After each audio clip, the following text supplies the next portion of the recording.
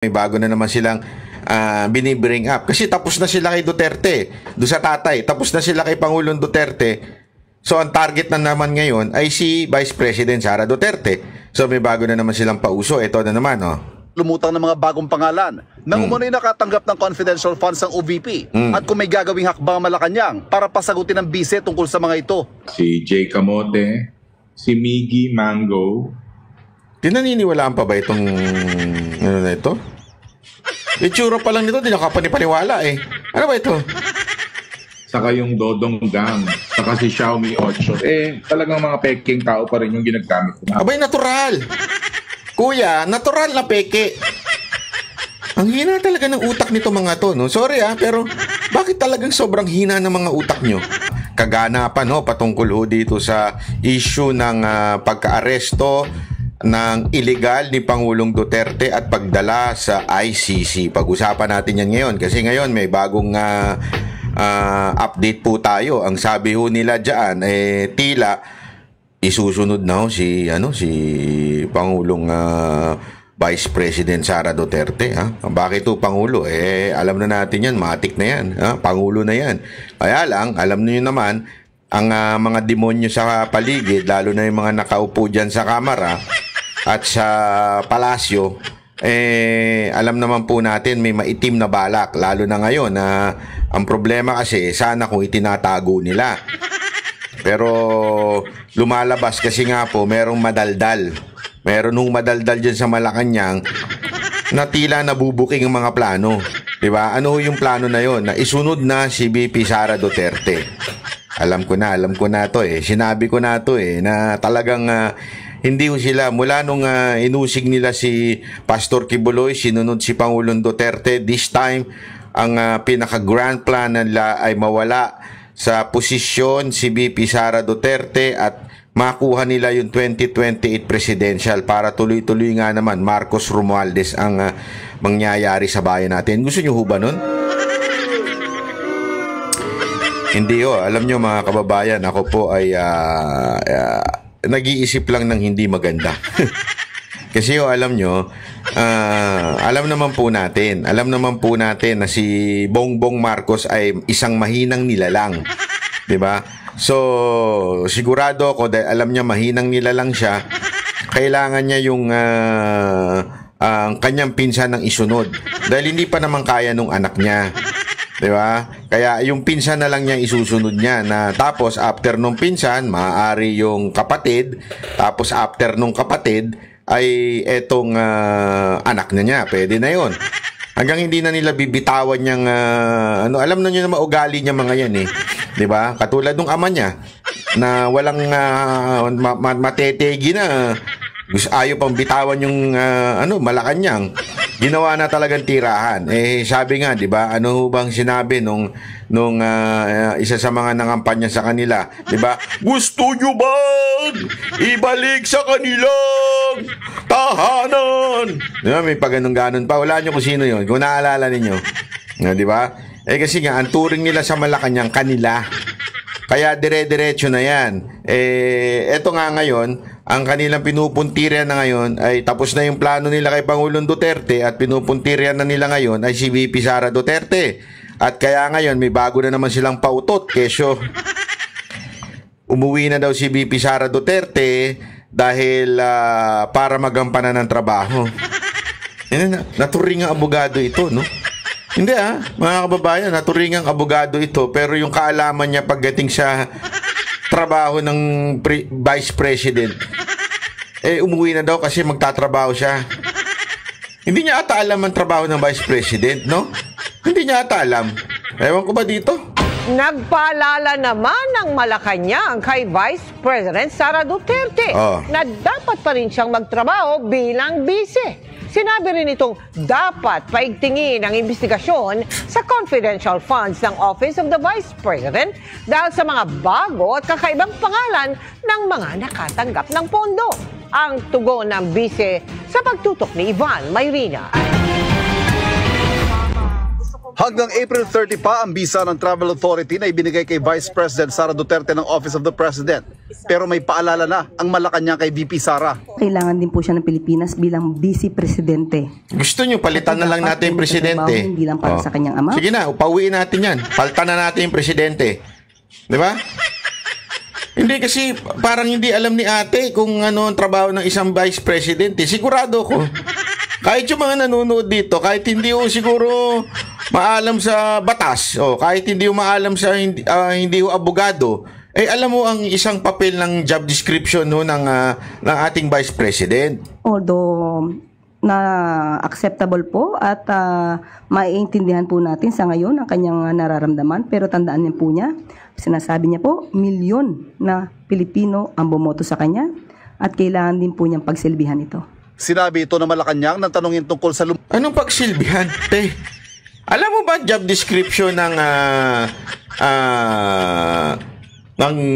vice president? Ito ay spare tire. Pag naging inutil o pag di kaya may mangyari sa presidente, siyang papalit, that's it. That's it, pansit. Hindi, pambihirang buhay, Hindi ko maintindihan kung ano ba talaga nasa isip nitong ating vlogger sa Malacanang. Hindi ko talaga maintindihan Ano kaya anong nasa isip niyan job description? Katulad nung kay Lenny Robredo, napakalat-kalat, pag may disaster ng gugulo. Iyon ho bang sa tingin niyo description ng vice president? Hindi ho job description ng vice president yan. Ang description lamang ng vice president ay maging spare tire. Ika nga. Kaya naman, kung meron siyang position as cabinet secretary, yun, pwede. Diba? Pero wala na hindi na cabinet secretary si Pangulong, si Vice President Sara Duterte. So wala na siyang trabaho. Ang trabaho na lang niya talaga, palitan ng presidente kung sakaling may mangyari. Sinasabi mo ba na inutil yung presidente mo? Hindi, kung sinasabi mong inutil presidente mo, sige, palitan na natin. Huwag na siya magtagal dyan. Sa bagay, ang gulo mag-decide, paiba-iba, palitan na lang natin. Yun ba gusto mo? Hindi kami papalag. Kung presidente siya, hanapin mo, go. Hanapin mo siya. Pero kung ganyan, ito naman si ate, utang ng mga bagong pangalan. Nang umunin. Tapos ito pa. Ito. Isa pa masasabi ko sa ate, alam mo kung bakit? Kasi tatay niya yung tinarantado ng gobyerno. Tatay niya yun. Naturalmente, bilang anak, mahal niya yung tatay niya, kaya niya binabantayan, sinisigurado na maayos naman ang kalagayan ng kanyang tatay. Ama niya yun Madam, ako nagtatanong lang. Kulang ba kayo sa pagmamahal sa tatay nyo? At ganyan ang ka-cold ang treatment nyo sa mag-ama? Hindi ako nagtatanong lang ako. Kasi parang wala ako kayong puso Hindi, totoo. Ito, tumatawa lang tawa yung background ko, pero matindi ito, mga kababayan. Wala ka bang puso? Kita mo na ginanon yung tatay mo. Binaboy, binastos ng gobyernong ito ang tatay mo. At sabi nga nila, sabi nga mismo ni Vice President Sara Duterte, kinidnap ng gobyernong ito ang tatay niya. Kitang-kita naman kahit sa ibang mga international commentaries, ganun ang ginawa, abduction o kidnapping ang ginawa dahil hindi dumaan sa tamang proseso. Kaya kidnapping. Dahil tandaan mo, huwag mong kakalimutan, kahit sinusubukan yung iburahin yung Article 59, hindi nyo mabubura yan. Dahil pag binura nyo yung Article 59, burahin nyo na rin yung Article 7 na kung saan yun ang ginamit para siya ay mabigyan ng warrant. So, yung Article 59, kahit anong pagbalik-baliktarin nyo, hindi mawawala yan. At nakalagay doon, kailangan talagang dalhin sa local court. Ano nga palusot mo doon sa local court? Unang palusot mo sa Netherlands yung court. Pangalawang palusot ninyo, DOJ yung court. Hindi ko alam kung saan ka talaga nag-aral Sabihin mo nga kung saan ang university mo, saan ka nagtapos ng abogasya para pag kung sakali magkaroon ako ng anak, hindi ko pag-aaralin doon. Kasi ganyan ang ano mo statement mo noong una. Hindi mo nga binabawi, hindi ka nga nag-sorry. Tapos etong DOJ, yun naman ang packaging nyo. O anak ng wewe naman kayo dyan, mga sir, mga ma'am. Napaka sabit naman po nun. Tapos ito, hindi mo na naman alam ng job description ng Vice President. Ano ba talaga alam mo? May alam ka ba? Ako lang, nagtatanong lang ako. May alam ka ba? Para kasing wala kang alam eh. What is happening to you, my friend? What kind of lawyer are you? Huh?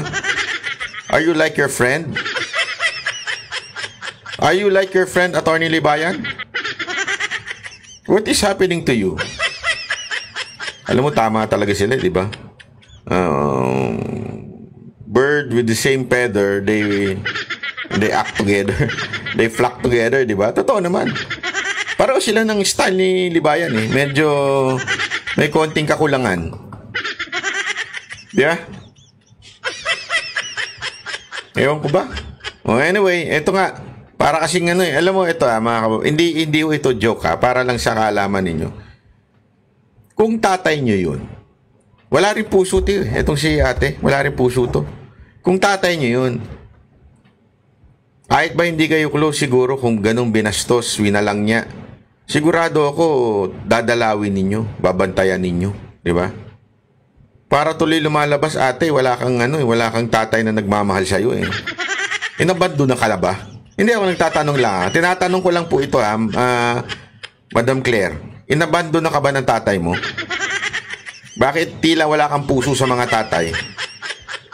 Hindi, ako tatanong ko lang ito. Tanong ko lang naman ito. Bakit ganun? Ha? Hindi ka ba minahal ng tatay mo? May ginawa ba siya sa'yo kaya ka ganyan? Ganyan kakabiter? Kawawa ka naman, nilalang ka. Walang magmamahal sa'yo pag gagayaan ka. O baka naman wala talaga nagmamahal sa'yo. Kaya ganyan kakabiter. Huwag ganun, te.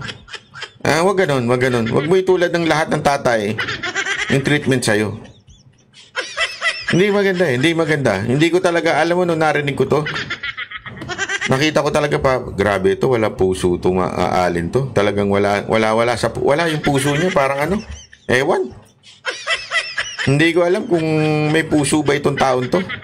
Tapos ngayon, eto na, tingnan ninyo Alam niyo kung bakit? Kahit pa ilagay dyan si Chow Fan. Baka Chinese yun Chow Fan. O kaya si Bonchon. Ano yun? Koreano. Naku po, patay tayo dyan. Kahit yan pa ang gamiting pangalan, hindi mo kasi magets. Confidential funds. Yan ay ginagamit for the security ng kanilang ahensya na ang kinakaharap ay yung mga dating rebelde na nagbalik loob, yung mga asset. Yan po yun. Hindi pa pwedeng i-reveal ang tunay na pangalan nila. Hindi ho pwede. Kailangan ang mga pangalan dyan ay alias, aka. Bakit?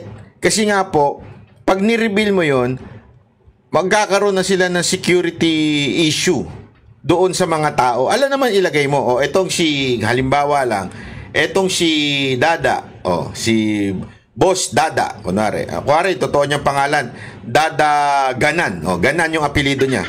Dada Ganan, kunwari, apelido ni Dada is Dada Ganan. Etong si Dada Ganan ang tumanggap ng 100,000 para sa operasyon na maging spy sa isang organisasyon na nandoon sa loob ng eskwelahan. Hindi pa pwede yun. Hindi na booking siya kung sino. Siyempre, sasabihin naman ng mga komunistang organisasyon sa eskwelahan. Si Dada Gan si Dada Ganan pala ang spy dito sa ating grupo. Patayin yan. Papatayin natin sa mga NPA. Ganun ka baka... Hindi, naintindihan niyo ibig sabihin, sir, mga ma'am? Ganun ka ba kahina, sir? Hindi mo maintindihan na kailangan itago talaga sa mga pangalang hindi naman nag-i-exist. Kasi nga confidential. Ang binabayaran dyan, yung mga snitch, yung mga spy, yung mga sinusuhol yan sa mga bumabaligtad. O di kaya yung mga reward para doon sa babalik loob sa gobyerno na nandun particular sa eskwelahan. Yung pera na yan gagamitin niyang panuhol. Kaya nga confidential funds Anong issue nyo dyan? Tanga lang, sir. Ako nagtatanong tanga lang ba talaga tayo, sir? Kung talagang seryoso ka dyan, bakit di mo tanungin yung pinakamalaking confidential funds, Office of the President? Saan dinala yung pera? Kini-question ba natin? Hindi. Bakit? Kasi alam natin it is a confidential funds. Kini-question natin, hindi natin pwedeng questionin yun kasi alam nga natin ginagamit yun for sensitive projects, sensitive operation. Diba? Yan ang pinagagamitan ng confidential funds. Ngayon, kung ayaw nyo ng ganyan, abay tanggalin ninyo yung confidential funds. Bakit pili lang ang pinupunan ng yung confidential funds? Bakit Office of the Vice President? Hindi, yun lang ang tanong ko dyan Ang daming ahensya ng gobyerno ang merong confidential funds. Bakit opisina lang ni Vice President Sara Duterte ang kine-question nyo? Sigurado ako, pag tinanong ninyo yung confidential funds ng Office of the President, sigurado ang mga lalabas ding pangalan dyan, mga fictitious name din. Ibig sabihin, mga peking pangalan din. Bakit? Kasi nga, we have to hide the identities of the people na binibigyan nila ng pera para sa kanilang operation. Kaya nga, simpleng-simple ito Hindi ko alam bakit hindi nyo naintindihan. Pinaliwanag na rin sa inyo yan ng ilang, kahit nga yung sa ombudsman, pinaliwanag din yan Diba? Kasi kahit ata sila, meron silang confidential funds o intelligence funds. Kasi nga, hindi pwedeng sabihin. At yan po ay naaayon sa ating batas. At pangalawa, ito ang sagot ni VP Sara Duterte. Kung ito man po ay na-discovery po, siguro po mas paigtingin pa po talaga ang pag-iimbestiga patungkol po. Yan, paigtingin ang pag-iimbestiga. Yan, tinuturuan niya na. Paigtingin na natin ang pag-iimbestiga kay VP Sara Duterte kasi siya na ang next. Di ba? Gago! Siya na ang next na ikukulong natin. Siya na ang next na ilalabas sa bansang to. O baka hindi na nga pabalikin. Di natin alam Kasi ako, meron ako nadinig Hindi ko na lang sasabihin kung kanino galing. May intelligence din ako kahit wala akong intelligence fund. Talagang intelligent lang ako. Meron po ako narinig na talagang wala na silang planong pabalikin dito si VP Sara Duterte. Talagang haharangin nila, kakasuhan nila kung ano-anong gagawin. Kaya nga, pansinin nyo, bakit siya di ba itong recent, yung sa ICC, idinamay si VP Sara Duterte. Tingnan ninyo, Tingnan ninyo. May bali-balita dyan lumalabas na hindi na pababalikin si VP Sara Duterte sa Pilipinas para kanila na ang Pilipinas. Talagang inangkin na nila Hindi ko alam kung totoo ito Yun ang kwento-kwento dyan. Abangan natin sa mga susunod na kabanata kung talaga bang hindi na pababalikin si VP Sara Duterte o huhulihin pagdating sa airport. Kung ano yung ginawa nila kay Pangulong Duterte, yun din ang gagawin. Hindi natin alam. Ito, bakit po? Kasi karapatan po ng taong bayan malaman kung saan po talaga ginagasta ang pera. Kung gusto mong malaman ang ginagasta ng confidential fund, pwede ba unahin mo yung office mo? Yung opisina nyo, Office of the President. Pwede nyo ba sabihin sa amin kung saan nyo ginagasta yung confidential funds?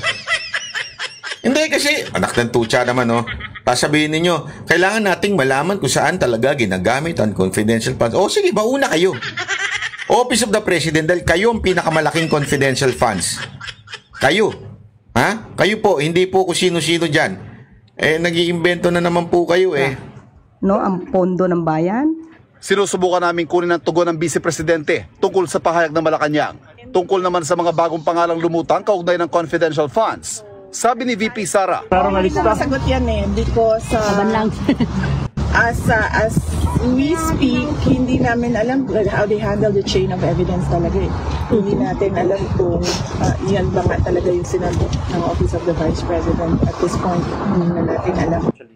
kagabi sa isang talakayan na ni-livestream sa social media, sinabi ng nakababatang kapatid ng bise na si Davao City Mayor Baste Duterte na pinag-iinitan sila ng Administrasyong Marcos. Lisod yun kaayo sa. Lisod kayo sa nga sitwasyon nga kanang gina-single out mo sa ka presidente. Di ba? Kanang kuan ba? Kanang targeted mi ba? Bugat kayo ang mga kuan, ang sitwasyon karon. Kung tungkol sa pag-aresto raw ang tinutukoy ni Mayor Baste, ayon sa palasyo, wala raw silang magagawa rito dahil ang dating Pangulo pa lang ang may warrant mula sa ICC. Magyang kakulangan ng investigasyon at hindi pagsasampa ng mga kaso kaugnay ng mga umano'y libu-libong extrajudicial killing na nagtulak sa ICC para ipagpatuloy ang kanilang investigasyon. Libo-libo, 43 nga lang sinabi. Puta pa ulit-ulit ha. Ang masyado kayong mga tarantado kayo. Paulit-ulit, libo-libo, 43 nga lang sinabi ng ICC. Asa may libo-libo na yan? Tangin na, anong pinagkaiba ng 43 sa libo-libo? Ang laki nun ah. Sana man lang 800, 900 para tawagin mo libo-libo. 43 lang sinasabi ng ICC, tas libo-libo. Puro kayo libog. Hindot. Bunga rin daw ng kawalan ng aksyon ng nakarang administrasyon. Walang sinisingle out dito. Ang nangyari dito, yung mga kasong dito na tungkol sa crimes against humanity, kagagawan din po ng kanyang ama na ibinibintang sa kanila. Patuloy na naninindigan ng palasyo na hindi na kagagawa ng kanyang ama. So hinusgahan mo na tapos sasabihin mo binibintang, papalusot ka pa. Ay sus.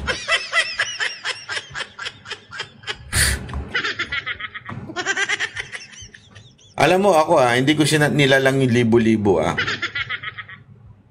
Pero sa totoo lang mga kababayan, sabi nga nung isang kanta, meron akong pinost na kanta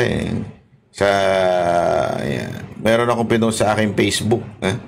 Kung pwede, follow nyo ako sa Facebook. Ang pangalan ko doon, Byron Cristobal. Makikita nyo naman may verified check, tas may nakasulat na banat bay. Ang ganda nung kanta na kinanta dito tingnan nyo yung rap na yon. Ganda hindi ko alam kung pwede ito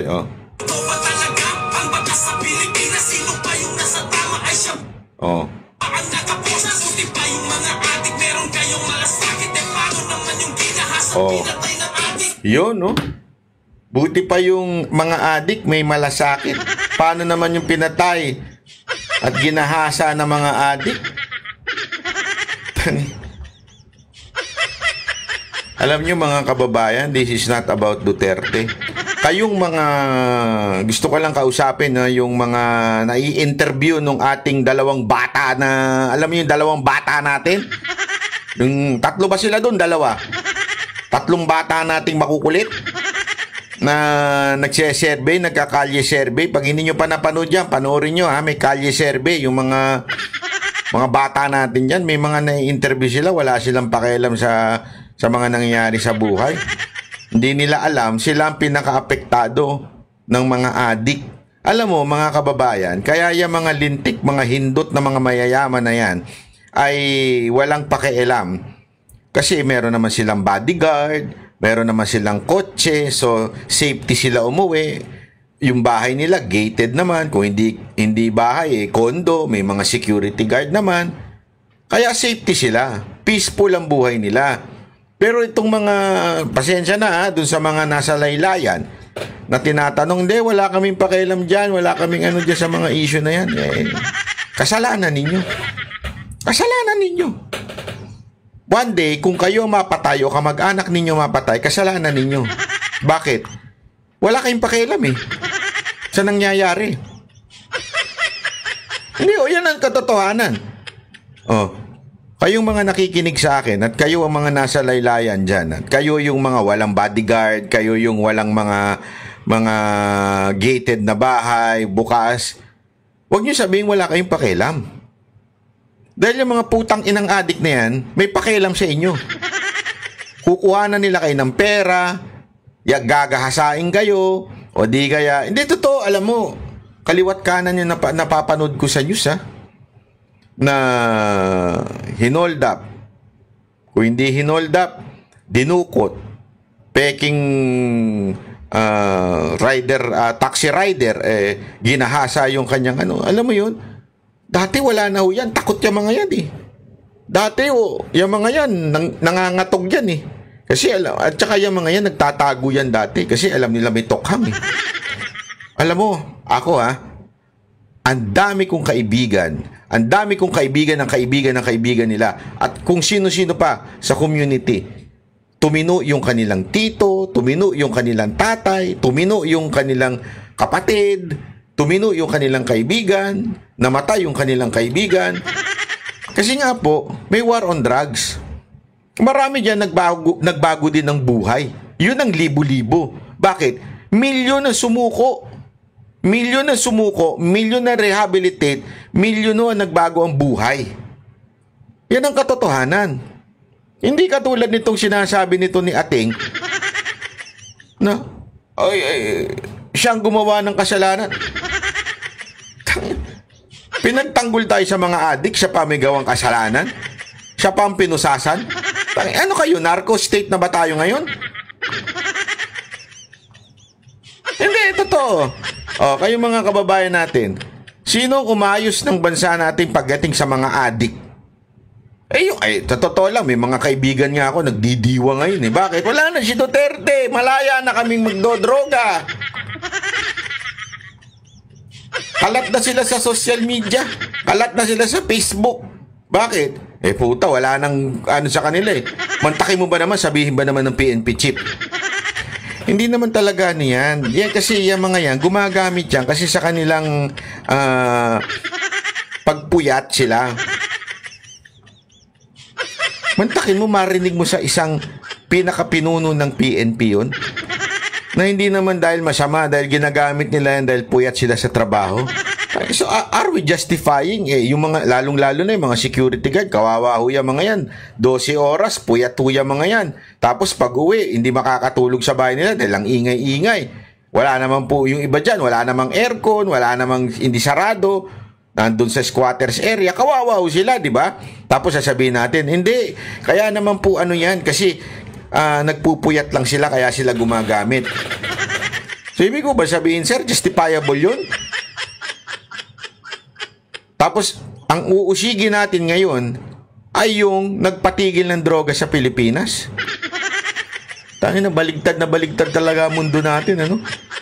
Ay, mga kababayan natin dyan, ha? Ganito na ba talaga ang Pilipinas ngayon? Nakakalungkot ha.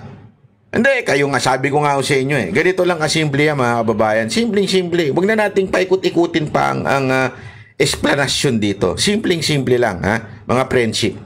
Ha? Ito lang. Sa inyong community, ano ang mas safe? Nung panahon ni Duterte o panahon ni Marcos? Kung sinasabi ninyong panahon ni Duterte, bakit kailangan usigin yung taong yumari sa mga kriminal?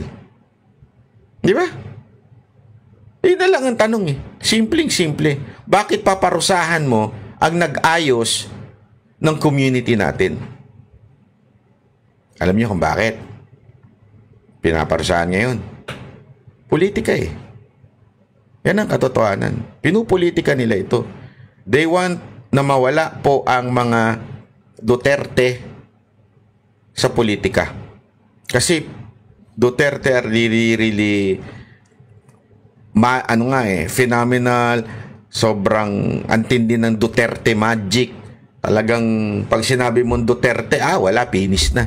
Di ba? Mantakin mo, kulelat si Marcos noon ha. Pangatlo, pang-apat sa presidential. Dahil ang nangunguna nun si VP Sara Duterte, sumunod si Leni Robredo, tapos pangatlo pa ata si Bongbong nun, o may nauuna pa sa kanya, tapos tsaka lang siya. Nung umatras si VP Sara Duterte at itinaas ang kamay ni Bongbong, bigyan ng number 1. Ganun ang magic ng mga Duterte. Ganun katindi ang magic ng mga Duterte. Hindi mananalo yung bongbong ninyo kung hindi yan sinamahan ni Vice President eh. Alam nyo yan. Di ba? Tapos ganito. Kaya ganito ginagawa. Dahil nga po, gusto nilang mabura na sa bokabularyo ng Pilipinas ang Duterte. Kaya sigurado tayo sinasabi ni Basti na sinisingle out ang mga Duterte. Ng kapangyarihan ng ICC ang Pilipinas mula nang kumalas ito noong 2019. Pero kinikilala naman ang jurisdiction nito sa mga kaso bago ang pagkalas. Hindi pa rin napag-uusapan ang muling pagsapi sa ICC. Para sa GMA Integrated News, Ivan Mayrina nakatutok. Ayan. So, yan ang isa sa mga issue